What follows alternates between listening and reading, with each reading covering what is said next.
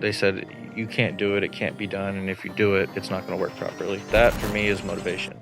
Let me show you. You have even maybe friends in your circle that try to pull you down, try to keep you from, achieving your greatness that you haven't yet potentially tapped into. So you got these naysayers. Don't let them hold you down. If you have your goals and your ambitions, commit to it fully. Someone somewhere is attempting to outwork you. You just got to keep grinding, You set your goals, you set your sights on something, just whatever it takes, seize it.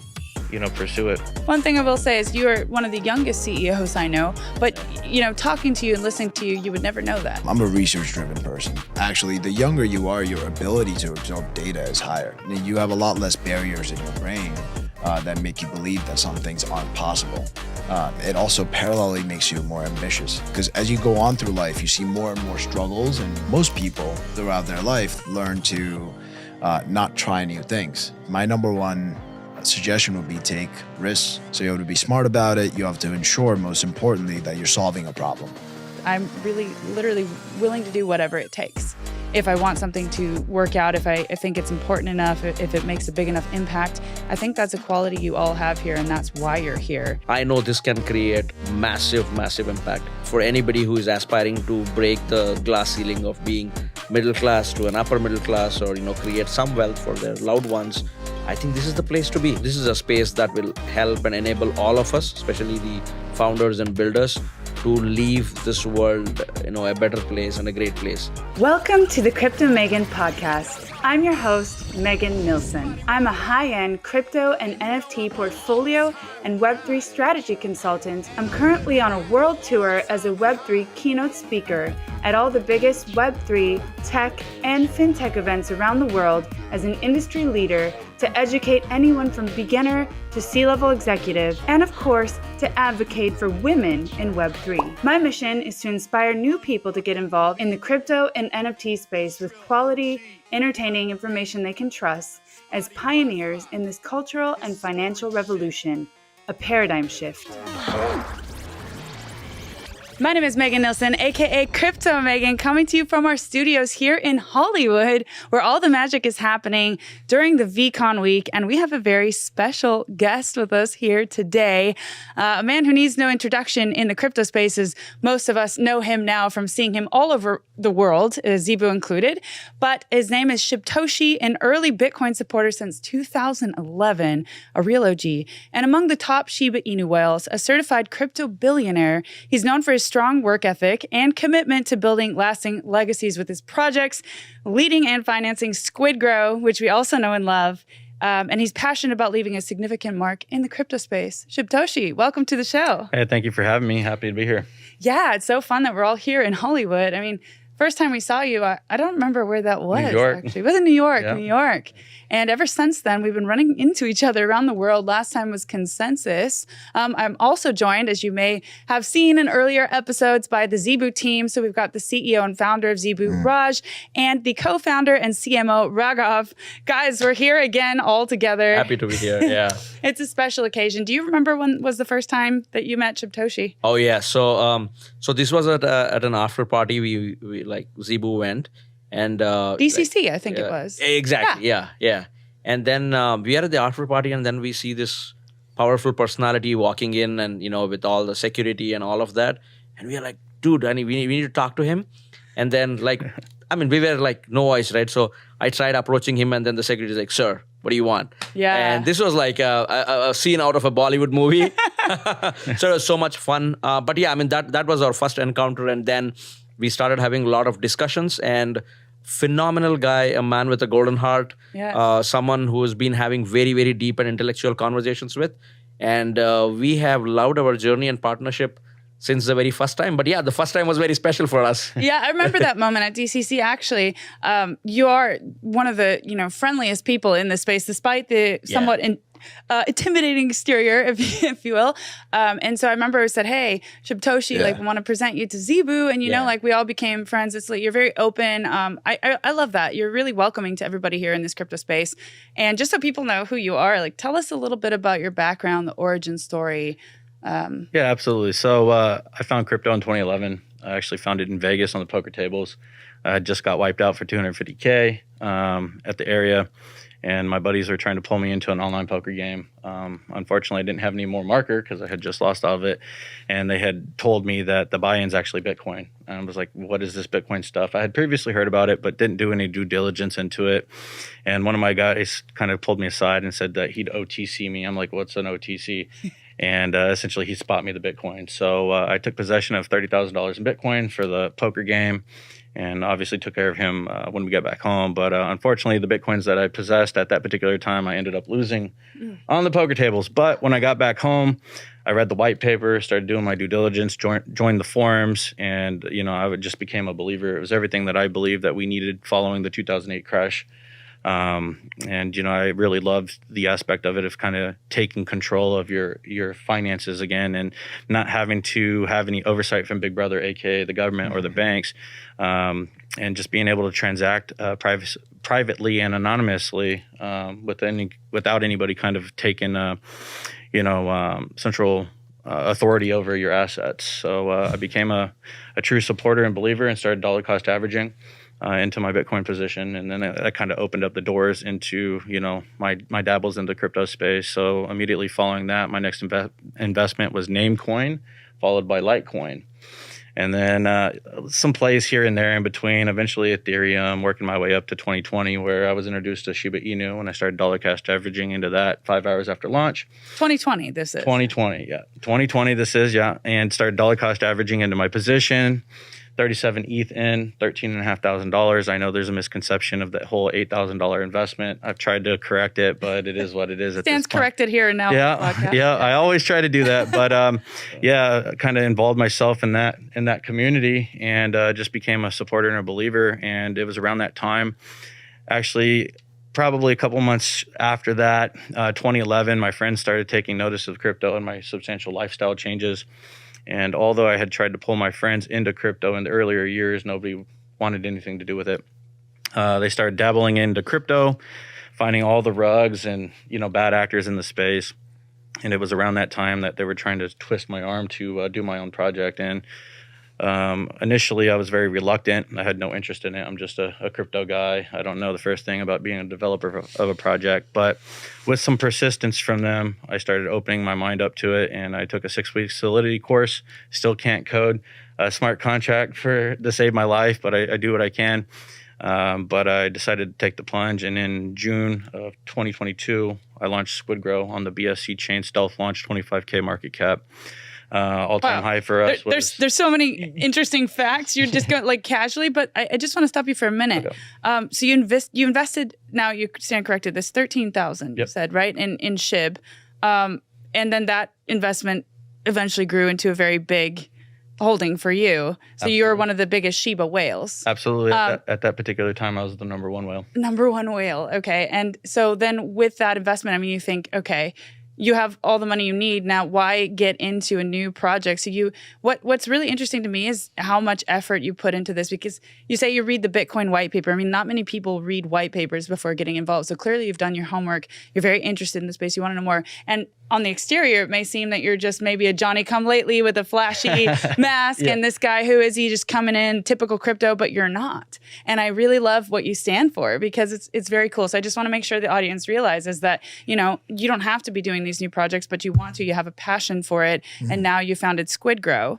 Correct. And what was the reasoning behind SquidGrow? To give a safe place for my friends and family to invest their money. That's how it started. And obviously that has evolved to my community. Obviously, day one of launch for SquidGrow, I didn't know my community. It was about the people that I did know. It was my friends and family. And, I wanted to kind of push them in the direction that I was pushed into by my friends on the poker tables. And knowing that the type of power that cryptocurrency has, the ability to change lives and generations, I really wanted my friends to be a part of that, because, traveling, going around the world by yourself is not fun when your friends have to work. You have your circle of friends that you do it with, but that gets old. You Right. want to take your best friends along for the ride. And sometimes you can, but, they're kind of chained to their jobs, their 9 to 5.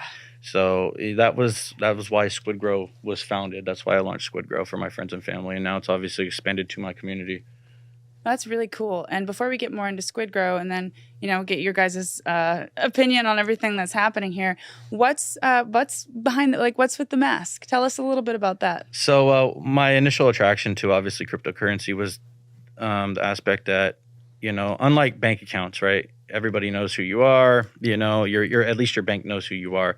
You have the ability in crypto to kind of have your investments or your wealth, and nobody knows who you are. The big brother doesn't know who you are. You have a public Bitcoin address.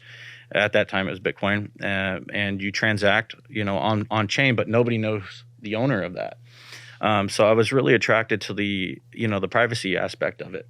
And then, because I'm early in the space and I'm known to possess large amounts of money, obviously that becomes a security risk. So originally I did not plan on remaining anonymous. Actually, truth be told, we were all going to be doxxed on the website, but then through blockchain tracking, some early community members started tracking back wallets to the deployer. The question came out, why is there, what's this link to a SHIB wallet?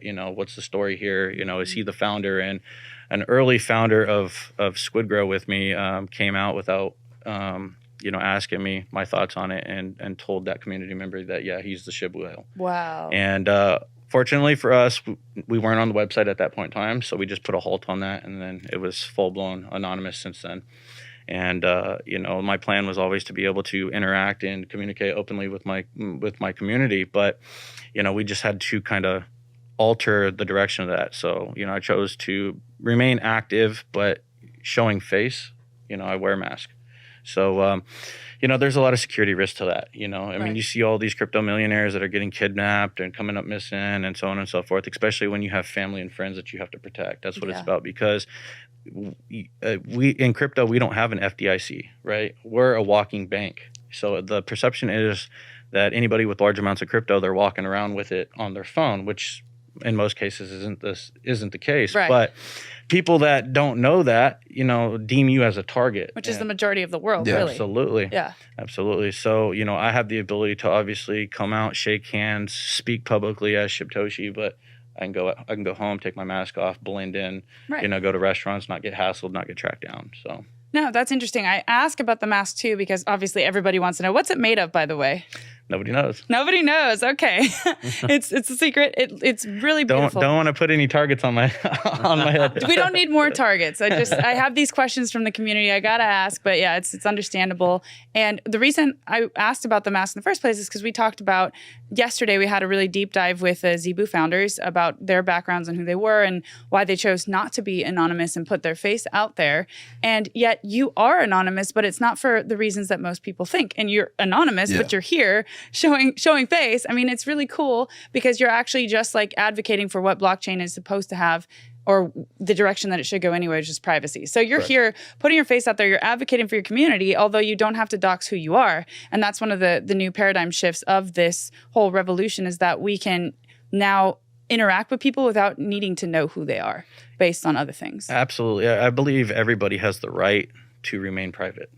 These guys, they chose to show their face. Right. That was a right that they had, a decision that they made. So I believe everybody has, their basic rights that they're entitled to. So, the people, the founders out there that choose to show face and shake hands, that was a choice they made. Right. I obviously have my reasons why I remain anonymous. Yeah. And, I hope that everybody respects that. Of course. It doesn't change the fact that I'm not going to go to these events and I'm not going to have a one-on-one conversation with you and shake hands and so on and so forth. But I've got loved ones I have to protect. Absolutely. And that's what I mean. You're actually advocating for the right to privacy in crypto, even though you're out here actually, interacting with people. It's not like the typical anonymous. When people think about this from the outside, it's got a stigma to it, right? Oh, privacy. It must be nefarious. It must be bad. But yet you're here, you're interacting, you're there for the community. You just don't need to dox your face in this case. And I think it's interesting because it's not what people may think. Privacy is actually a right. We advocate for it in Web 2. We wouldn't want our bank accounts to be displayed for everyone to see in traditional ways of doing things. So that brings me to now the topic of your partnership that you've just launched with SilentSwap and ZEEBU. Guys, tell us about that. Yeah, absolutely. Look, I mean, so I'll kind of trace it back to the first time I met Shib, right? So ZEEBU is kind of more TradFi and Web 2 focused, not in the sense of our services, but in the sense of our clients and the clients that we are converting to Web 3. We kind of act as a bridge between Web 2 and Web 3 financial services when it comes to global remittances and payments. So when it comes to my personal ecosystem and my daily activities, it's a little bit farther away from decentralization and kind of decentralized finance and independence as a whole, right? So when I first saw Shibtoshi at the after party, I was extremely intrigued. I'm like, oh, like this guy with the mask on and the bodyguards, it's really cool. I'd love to meet him, right? And then after that, at that point, we just kind of met as two people in the industry who were just interested in talking. At one point, we got on the phone together and we started talking about the different things we could potentially do together. And I think this is a very exciting announcement we just made about 2 days ago that SilentSwap is going to be integrated into the ZEEBU platform, and our 109 institutional clients will be able to do, millions of dollars in transactions per day using SilentSwap. Wow. I mean, the importance behind this becomes, a safer way to aggregate liquidity, because a lot of people, it's not that they want to maintain privacy, but they also want to save their funds from hacking attempts, right? Right. That is another thing that SilentSwap protects our clients against. They're moving large amounts of funds. And along with that, it also kind of gives them a entrance into a bigger layer of decentralization. Right? Something that these guys haven't experienced before. So right before this podcast, we were discussing how do we kind of give these TradFi legacy-based institutions the opportunity to experience this service and truly learn about it. And that's where kind of the magic behind Web3 comes in, around digital assets and incentive mechanisms, the way you're able to get creative when you do learn and earns, campaigns, etc. So I mean, it's an absolutely exciting partnership that we're jumping into. I think it works really well for both of us, right? It's two different sides of the spectrum, and this is exactly what Web3 needs today. It needs people that are kind of focused on Web3 native products, but also people that are going to bring in TradFi funds and liquidity. So yeah, absolutely excited about it. Wow. Very cool. I mean, so this goes back to what we were talking about before, is that in order for this space to scale, as I understand it, we need that privacy factor. We can't scale without it. We can't get institutional liquidity without that privacy. And it's not a nefarious thing. It's not a bad thing. It's not people want to do weird stuff in crypto like the outside world perceives, right? It's just simply we have those rights in the traditional world and we need to have them in blockchain. You're a walking, living, breathing advocate for that, as it is. So that's a really exciting partnership. I think that it'll inspire a lot of people to kind of look into SilentSwap and the reasons for doing so. Yeah. And also it kind of fits very well into our whole thesis and the DNA of ZEEBU, right? I mean, we were discussing in our last episode as well. ZEEBU is centered around how do we bring in more innovation? How do we push the envelope in the industry? And how can we make sure this space is more trustworthy, more credible, and all of that. And I mean, if you look at the history of ZEEBU and our partnerships, there are only a handful of partnerships we have done. And this partnership, again, marks the milestone that we are very serious about people who are innovative, who think about customer first, and who are very, very conscious about how the technology can help solve the problem. So it has been a perfect fitment. I mean, obviously, it was not an overnight partnership. We had, extreme multiple levels of due diligence in terms of technology, in terms of platform, in terms of, how will the platforms talk to each other and all of that. A few POCs to make sure that this is a fabulous, tailor-made partnership. And here we are, yeah. So happy to have this partnership and take off. Oh, that's amazing. I mean, congrats on that. It's a huge milestone. And I'd like to shift gears back to SquidGrow for a minute now. Okay. As we take a look at the market as it is now and the up-and-coming trends, utility tokens absolutely is going to be RWA. It is the year of real-world assets. And meme coins seem to have taken their place in this market cycle as well. Coming from an early SHIB, or if not one of the earliest SHIB investors, how have you say the meme coins have evolved, and where does SquidGrow fit into that now? Yeah, so obviously, I think there's always going to be a place at the table for meme coins. I don't think they're going to be going away anytime soon. Year after year, there's at least a couple meme coins that are just attaining billions of market cap and very quickly. I think there's a high level of attraction to, memes. But from my perspective, in most cases, the meme coins that do very well, but then kind of very quickly fall off the radar, how do you bring liquidity back to that particular meme, and how do you reignite that initial hype that it once had? And for me, it's utility. So obviously SquidGrow we started out life as a meme token, but we had very early ambitions to develop utility. So for me, I understand that, I want to hang on to the meme aspect of the project, but I also want to have the serious real world utility aspect as well. So we're the best of both worlds, in my opinion. So we have, like the cool little image that the community, can make little images of and chill it around on X and so on and so forth. But then we have like the serious aspect of utilities where we start getting into like the Web 2 and the business level utility. And, I think that when you add value to the masses with utility and then you inject some of that revenue into your token in the form of buybacks or liquidity injections, that's just an attraction that I think is overwhelming. And that is how I feel that you can reignite any initial hype that you once had.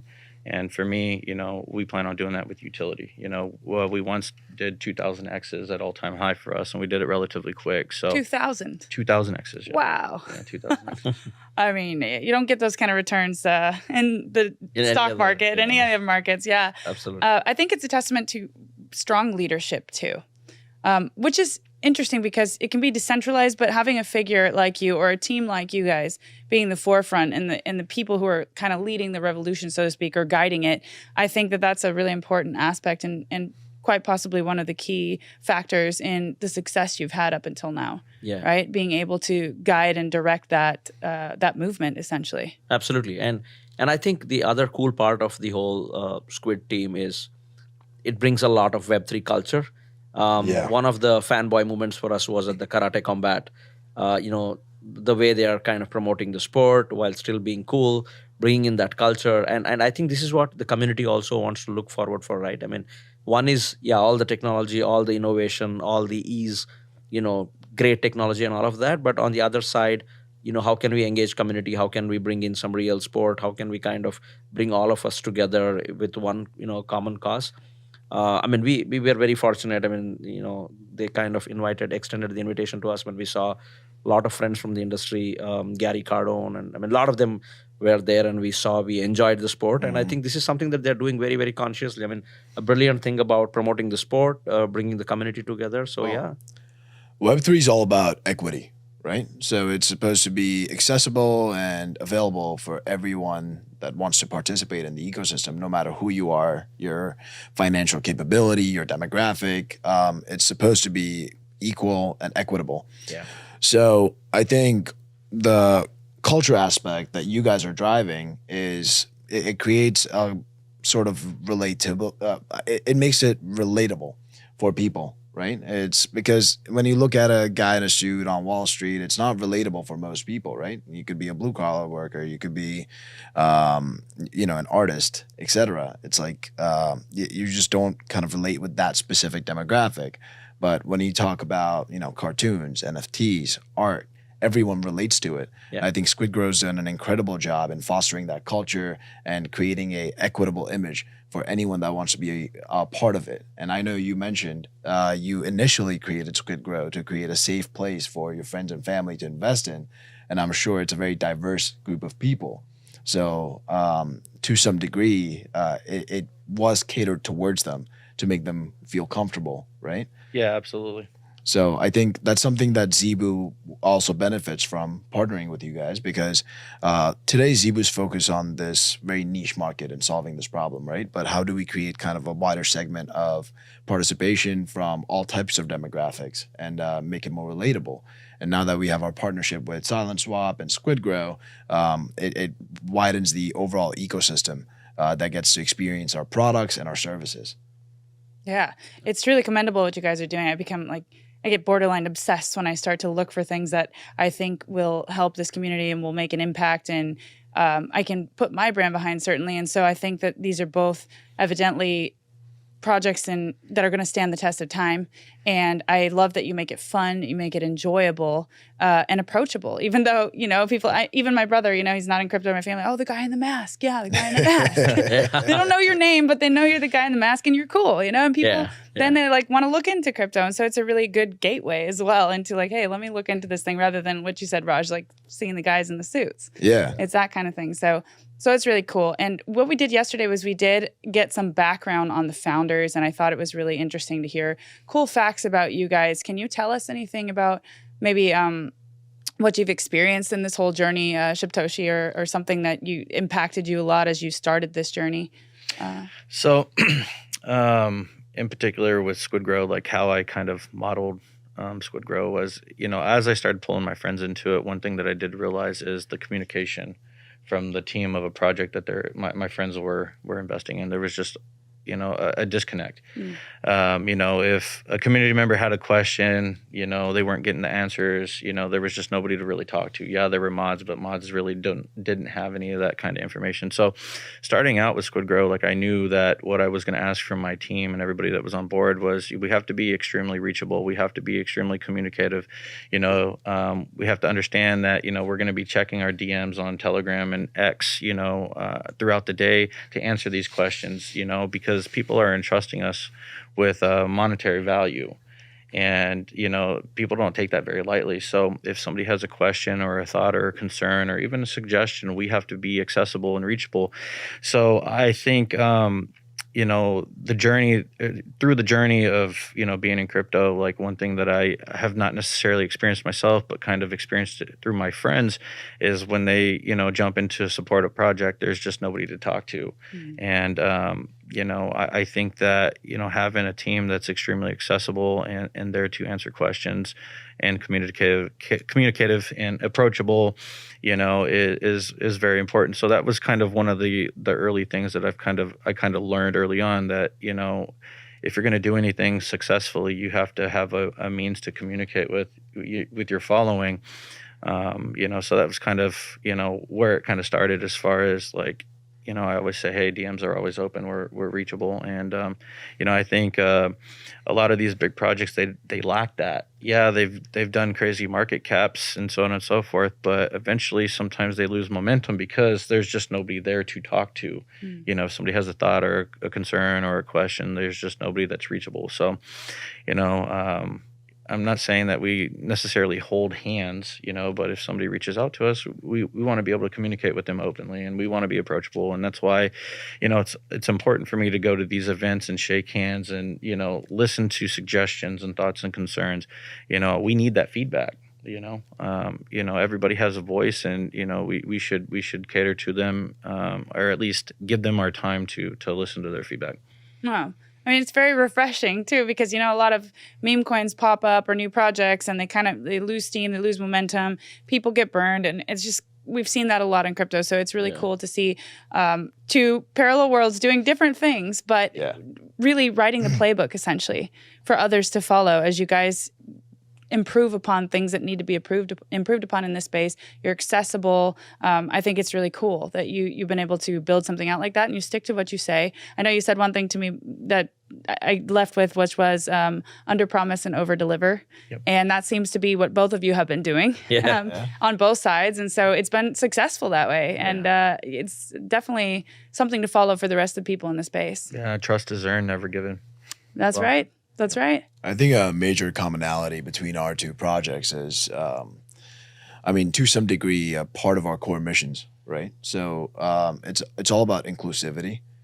And in our case, we're driven through inclusivity by enabling legacy-based Web2 organizations that didn't necessarily care about blockchain technologies or digital assets until we created a commercially driven complexity abstracted layer for them to actually transact using digital assets, right? So now we have these telecom carriers based out of different places in the world, like Europe, Africa, right, Middle East. And they are actively using crypto to transact with one another all over the world. And before ZEEBU, they barely even heard of Bitcoin. Right. And now with you guys, as you mentioned, you've created this open narrative-based community where anyone can reach out to you guys. They can have questions. I'm guessing whether it's about SquidGrow or not. Yep. You're always approachable. You answer questions. You make them comfortable to be a part of Web3. So I think both projects are very inclusivity driven. That's kind of where our partnership flourishes. Yeah, I think that it's very important. This is very, I mean, the crypto community is not used to, as simple as it is and as basic as it may seem in Web 2, having this kind of structure, right? People who want to take accountability and who want to be there for their community and who care about the momentum and creating that value and continuing to deliver. Mm-hmm. So, sorry. Go ahead. So one other thing that, probably all of us, as the founders and the builders need to consciously see is how can we merge forces so that we work towards something for a larger good, right? In terms of community, investors, everybody. Look at an example. I know from last 2 days, we've been talking so much about Steve Jobs and Apple. Yeah. If you look at Apple and Microsoft, obviously they were rivals. They didn't talk eye to eye, but there came a point where Microsoft said, okay, we are releasing Office on Apple devices. Yeah. The entire Office 365. And, Apple also said, I think it makes a lot of sense to our users and our community. So we want to welcome them and bring them on board. Data says that increased sales on both the sides by over 50%. Yeah. And that's an example, right? It's brilliant. So you have two separate communities. You have two completely separate companies, with almost similar and aligning missions. You come together, merge the forces, and, you will see extraordinary results. And I think that is what most of us in Web3 also should look at. How can we merge forces? How can we collaborate? How can we think win-win? I think that's what the industry needs today. Wow, that's an amazing stat. That's kind of eye-opening. And it's, I agree with you. It's a collaborative, not a competitive space. Absolutely. If you make it collaborative, you can grow, hundreds of multiples more. Yeah. So I talk about this very, very often, right? So crypto, digital assets, blockchain adoption, all of it is extremely small right now. He was telling me just a few hours ago that instead of investing my money into real estate or any other asset, why not just hold it in Bitcoin, right? It'll probably double in a year. Yeah. The only reason it's able to double in a year is because widespread adoption is realistically still pending, right? Even if you compare any digital asset or exchange to, let's say, a stock out there, there's barely any liquidity in the markets. Why? Because again, widespread and institutional adoption is pending. So realistically, whether you're a payments platform, stable coin, DEX aggregator, it doesn't matter. You don't really need to compete because widespread adoption is imminent. It's going to happen no matter what. You're actually better off partnering with each other. So that way you capture a larger market share over time together, and you can ensure that widespread adoption actually happens. Yeah. Even if it's RWAs, for example, right? If I'm an RWA issuer, I don't want to keep those RWAs solely on my own exchange. I want to put them across multiple exchanges. So that way I can drive more and more users towards the assets that I'm putting out there. So I agree. We're at a point in time where competing doesn't really do much. It's more about partnering and augmenting the overall ecosystem rather than just capturing market share within the ecosystem. Yeah. That's a really good point. And it really is a rising tide lifts all ships.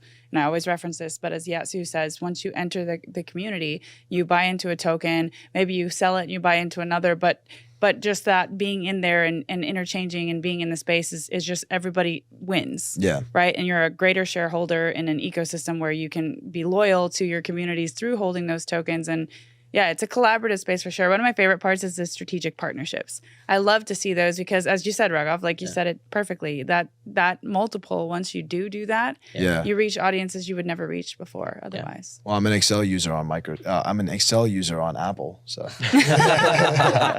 There you go. I got an Android, so there you go. You were going to say something as well? No, I was just gonna say, like ZEEBU, they're movers and shakers. They found they realized that there was a demand in a certain area, and they had the courage to actually step up and set out to build the platform, fill that demand and that need, and they've done so very well. I mean, they've only been around a year, and I mean, 3 billion plus in volume. I mean, that's just ridiculous. I mean, I was telling these guys the first night that we met, they approached me, and I'm pitched all the time, so they're talking about billions of dollars in volume, and I'm like, sure. You're like, I heard this before. Where's the catch, right? And obviously we did some due diligence and looked into them, and I'm like, holy shit. Not only that, they've built something super unique where there's a demand, and I've kind of done something similar on a very smaller scale, but I realized that there was a need and a demand for crypto users to be able to move crypto assets around privately, because as I said earlier, obviously nobody knows who owns a particular address, right? It's not, your name's not attached to it, but in my situation, like, my wallets are known, right? So if I transact with a ZEEBU address, everybody's going to know that, hey, Shibtoshi's transacting with them. What's going on? Is there a partnership? Is there something going on there? So I think that everybody in the space should have the right to transact privately. Very similar to how you wouldn't want your Venmo and your Zelle transactions known, right? Yeah. So if I want to send them money for a plane ticket to fly out and do a meet, or we go do something crazy where we go shoot machine guns or something, maybe you don't want the entire world to know that you're on the move, whatever it is. So I say that to say, I think that doing strategic partnerships with movers and shakers, I think that it grows exponentially. I think there's a great value add there. These guys saw an area that was needed, and they seized that opportunity, and look where they're at. So I mean, it's extremely useful for us, and most importantly, our clients, right? So it's kind of a trading business, trading / biz dev business, that wholesale voice and SMS, right? And everyone sort of has exclusivities with each other, and there's kind of either legal exclusivity or ethical exclusivity. Most people try to get around them. And usually they're only getting around them when it's on a moral level rather than legal. But let's say Raghav is someone that has exclusive capacity for voice and SMS for the Africas, and I have for the Americas, right? And we're trading routes, and Shib happens to be someone that I work with for the Americas, and he wouldn't want me to work with Raghav for the Africas, because he also does the Africas, right? And I don't want him to know that I'm working with Raghav for the Africas.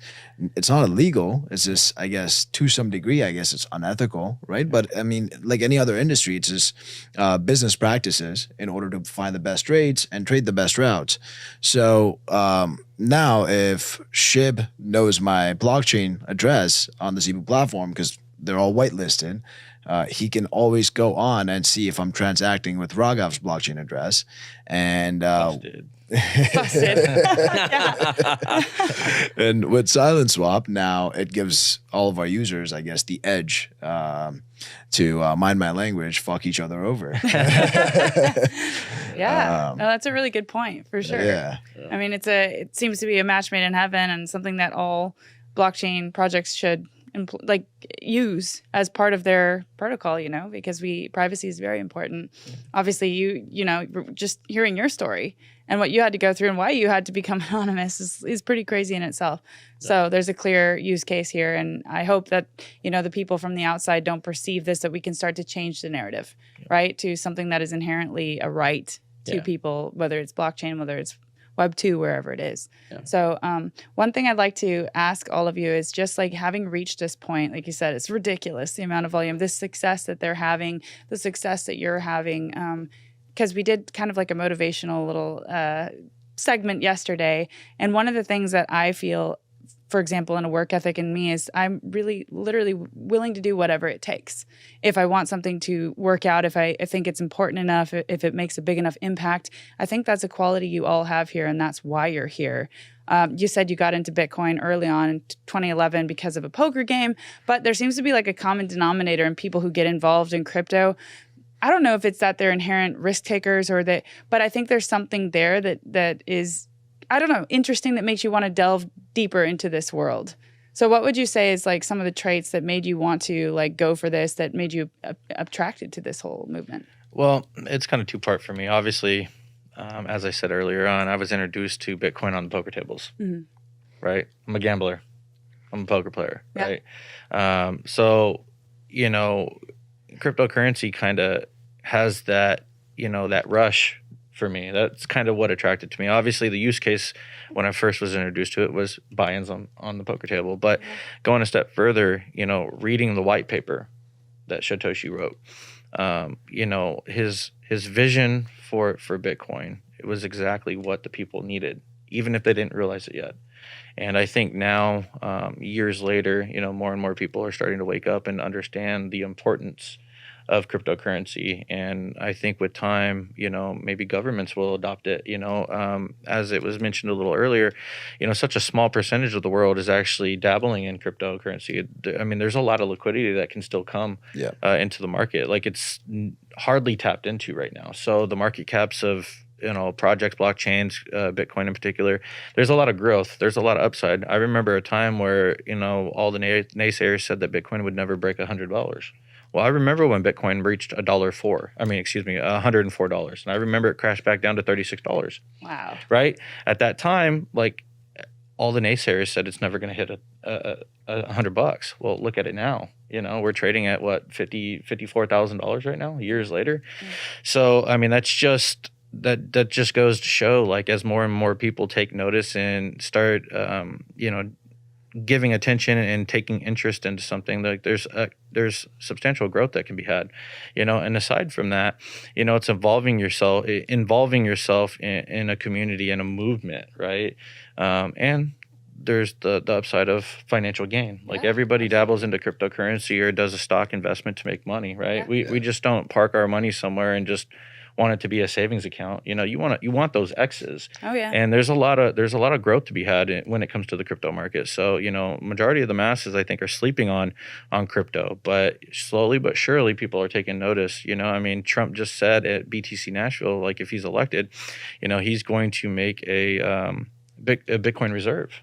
Right? Yeah, we were all there. Yeah. That's massive. Yeah, it is massive. That's massive. I think it's needed. Yeah, absolutely. Yeah. I mean, it's much better than the U.S. dollar, right? In my opinion, they're just printing more and just diluting everything. Like, the value of a dollar is like, it's only $1 because we say it's $1, but what's it really pegged to? Back in the day, it was pegged to gold.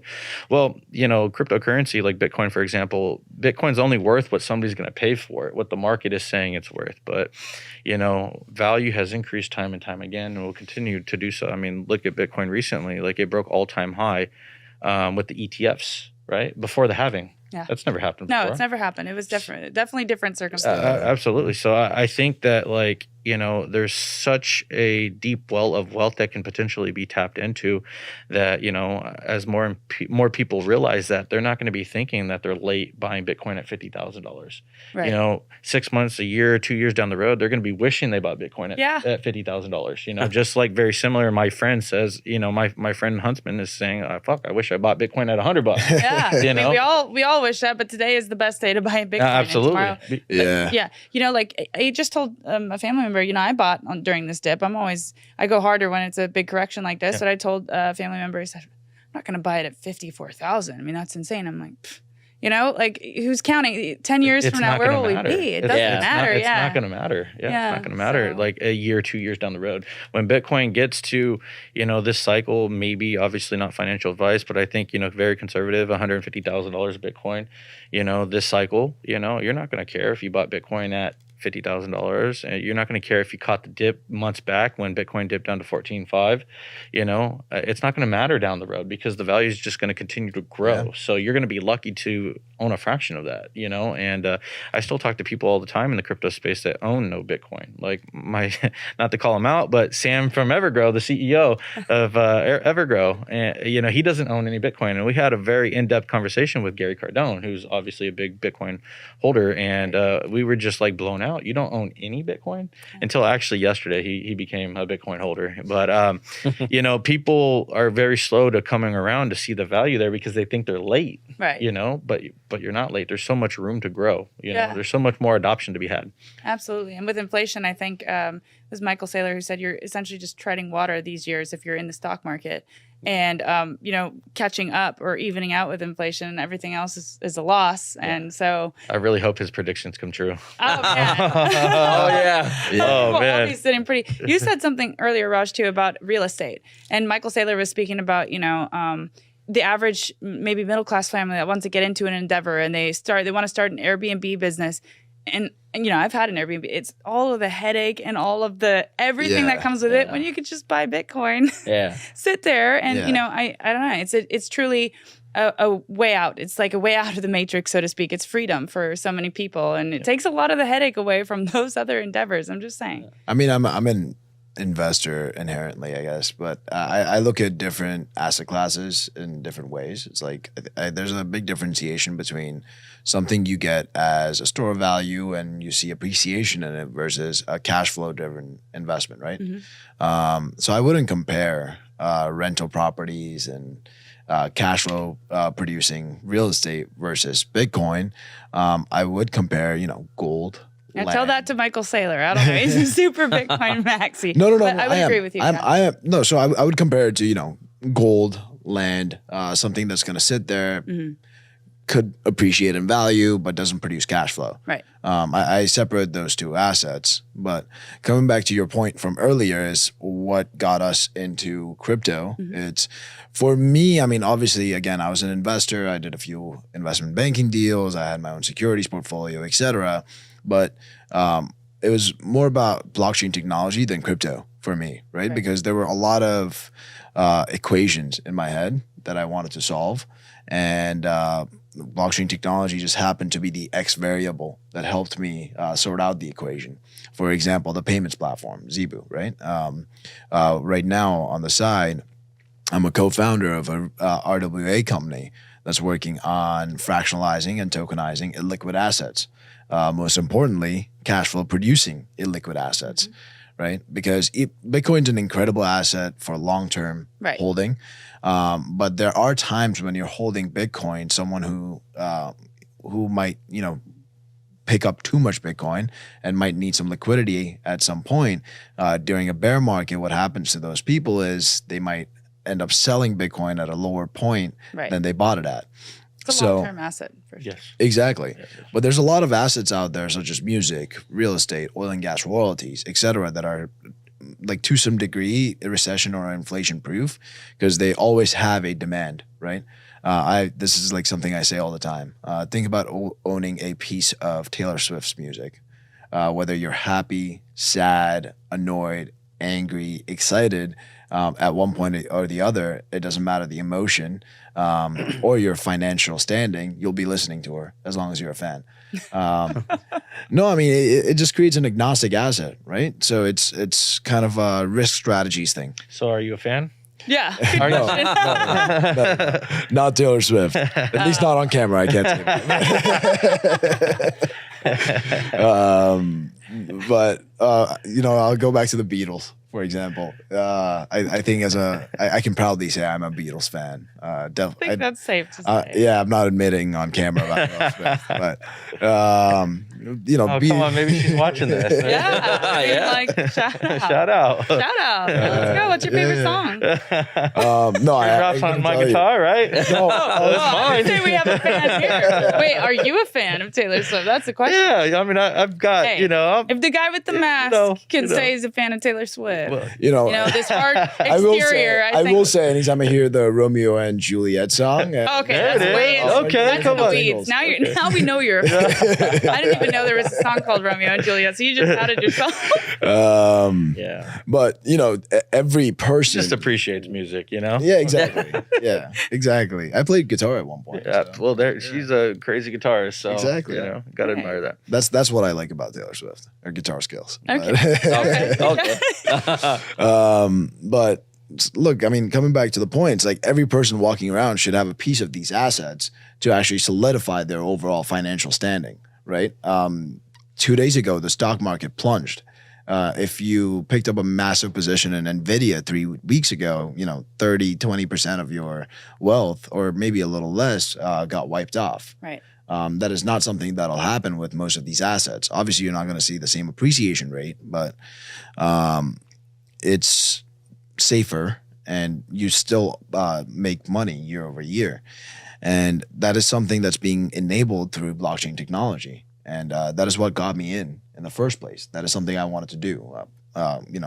Accessible payments all around the world, no matter the amount, the transaction size. That's something I wanted to do, right? So blockchain technology and digital assets are really the X variable and the multiple sets of equations that I've created in my head that I want to solve. And that's what got me in, and that's what excites me. Well, you're certainly solving a problem on a mass scale.